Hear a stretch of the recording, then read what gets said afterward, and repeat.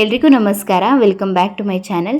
ಇವತ್ತು ಫಾಸ್ಟ್ ಫುಡ್ಡಲ್ಲಿ ಮಾಡುವಂತಹ ಎಗ್ ಫ್ರೈಡ್ ರೈಸ್ನ ಮನೇಲಿ ಯಾವ ರೀತಿ ಇನ್ನೂ ರುಚಿಯಾಗಿ ಮಾಡೋದು ಅಂತ ತೋರಿಸ್ಕೊಡ್ತಾ ಇದ್ದೀನಿ.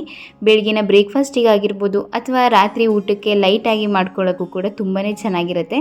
ವಿಡಿಯೋನ ಎಲ್ಲೂ ಕೂಡ ಸ್ಕಿಪ್ ಮಾಡದೆ ಪೂರ್ತಿಯಾಗಿ ನೋಡಿ. ಬನ್ನಿ ಈಗ ಯಾವ ರೀತಿ ಮಾಡೋದು ಅಂತ ನೋಡೋಣ. ಮೊದಲಿಗೆ ಕಡಾಯಿನ ಬಿಸಿಗಿಟ್ಟು ಅದಕ್ಕೆ ಒಂದು 5ರಿಂದ 6 ಟೇಬಲ್ ಸ್ಪೂನಷ್ಟು ಎಣ್ಣೆನ ಹಾಕ್ಕೊಳ್ತಾ ಇದ್ದೀನಿ.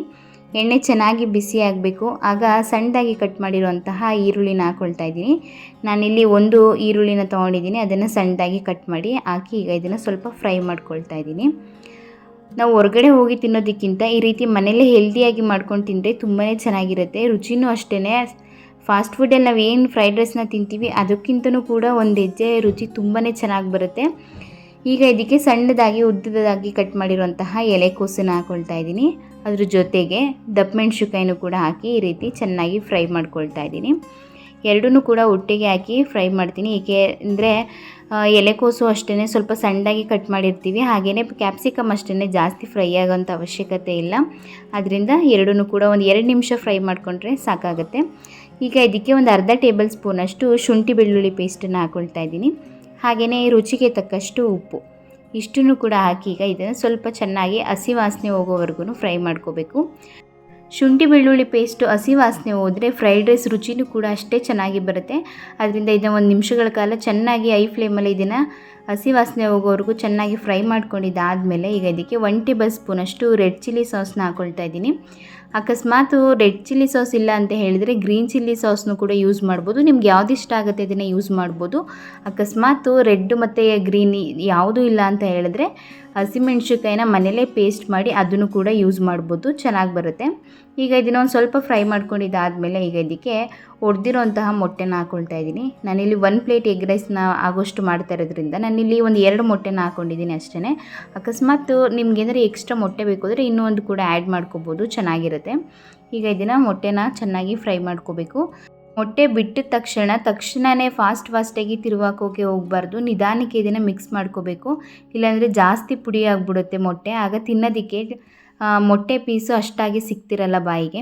ಈಗ ನೋಡ್ತಾ ಇರ್ಬೋದು ಇದು ಸ್ವಲ್ಪ ಚೆನ್ನಾಗಿ ಫ್ರೈ ಆಗಿದೆ. ಈ ಟೈಮಲ್ಲಿ ಇದಕ್ಕೆ ಒಂದು 1/4 ಚಮಚದಷ್ಟು ಪೆಪ್ಪರ್ ಪೌಡರ್ನ ಹಾಕ್ಕೊಳ್ತಾ ಇದ್ದೀನಿ. ಹಾಕಿ ಈಗ ಇದನ್ನು ಮತ್ತೆ ಒಂದು 15ರಿಂದ 20 ಸೆಕೆಂಡು ಫ್ರೈ ಮಾಡಿಕೊಂಡ್ರೆ ಸಾಕಾಗುತ್ತೆ. ಈಗ ಇದು ಚೆನ್ನಾಗಿ ಫ್ರೈ ಮಾಡ್ಕೊಂಡಿದ್ದಾದಮೇಲೆ ಈಗ ಇದಕ್ಕೆ ಮಾಮೂಲಿ 1 ಪ್ಲೇಟಿಗೆ ಆಗೋಷ್ಟು ಎಷ್ಟು ರೈಸ್ ಬರುತ್ತೋ ಅಷ್ಟನ್ನು ಹಾಕ್ಕೊಳ್ತಾ ಇದ್ದೀನಿ. ನೀವು ಅಳತೆಗೆ ಎಷ್ಟು ಬೇಕಾಗುತ್ತೆ ಅಷ್ಟನ್ನು ಹಾಕೋಬೋದು, ಮಸಾಲೆಗೆ ತಕ್ಕ ಹಾಗೆ. ನಾನಿಲ್ಲಿ ಹಾಕಿರುವಂಥ ಮಸಾಲೆಗೆ ಇಷ್ಟು ರೈಸ್ನ ಹಾಕ್ಕೊಂಡಿದ್ದೀನಿ. ಈಗ ರೈಸನ್ನು ಹಾಕಿ ಇದನ್ನು ಚೆನ್ನಾಗಿ ಒಂದು ರೌಂಡು ಮಿಕ್ಸ್ ಮಾಡ್ಕೋಬೇಕು. ಮಿಕ್ಸ್ ಮಾಡ್ಕೊಂಡಿದ್ದಾದಮೇಲೆ ಈಗ ನಾನಿಲ್ಲಿ ಇದಕ್ಕೆ ಒಂದು 2 ಟೇಬಲ್ ಸ್ಪೂನಷ್ಟು ಸೋಯಾ ಸಾಸ್ನ ಹಾಕ್ಕೊಳ್ತಾ ಇದ್ದೀನಿ. ಸೋಯಾ ಸಾಸ್ನ ಹಾಕಿದ್ದಾದಮೇಲೆ ಒಂದು ಅರ್ಧ ಟೇಬಲ್ ಸ್ಪೂನಷ್ಟು ಗರಂ ಮಸಾಲನ ಹಾಕ್ಕೊಳ್ತಾ ಇದ್ದೀನಿ. ಅದ್ರ ಜೊತೆಗೆ ಒಂದು ಅರ್ಧ ಟೇಬಲ್ ಸ್ಪೂನಷ್ಟು ಚಿಲ್ಲಿ ಪೌಡರ್ನ ಹಾಕ್ಕೊಂಡಿದ್ದೀನಿ. ಹಾಗೆಯೇ ಲಾಸ್ಟಿಗೆ ಸ್ವಲ್ಪ ಹಸಿ ಕ್ಯಾಬೇಜನ್ನ ಹಾಕ್ಕೊಂಡಿದ್ದೀನಿ, ಎಲೆಕೋಸನ್ನು. ಏಕೆ ಅಂತಂದರೆ ಅದು ಹಸಿಯಾಗಿ ತಿನ್ಬೇಕಾದ್ರೆ ಸಿಕ್ಕಿದ್ರೆ ಅದು ಟೇಸ್ಟು ತುಂಬಾ ಚೆನ್ನಾಗಿರುತ್ತೆ. ಚಿಲ್ಲಿ ಸಾಸು ಮತ್ತು ಪೆಪ್ಪರ್ ಪೌಡರೆಲ್ಲ ಹಾಕಿರೋದ್ರಿಂದ ನೀವು ನೋಡಿಕೊಂಡು ರೆಡ್ ಚಿಲ್ಲಿ ಪೌಡರ್ನ ಹಾಕೋಬೇಕಾಗತ್ತೆ, ಎಷ್ಟು ಖಾರ ಬೇಕಾಗುತ್ತೆ ಅಷ್ಟನ್ನು. ಅಕಸ್ಮಾತ್ ಖಾರ ಜಾಸ್ತಿ ತಿಂತೀವಿ ಅಂತ ಹೇಳೋರು ಕೂಡ ಜಾಸ್ತಿಯಾಗಿ ಯೂಸ್ ಮಾಡ್ಬೋದು. ನೀವು ರುಚಿಗೆ ಎಷ್ಟು ಬೇಕಾಗುತ್ತೆ ಅಷ್ಟನ್ನು ನೋಡಿಕೊಂಡು.